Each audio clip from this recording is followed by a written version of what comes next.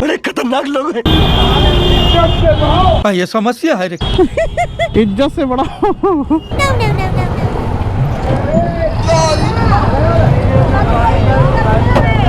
रोशन बाग जाने के चक्कर में लड़ाई हो रही है भाई।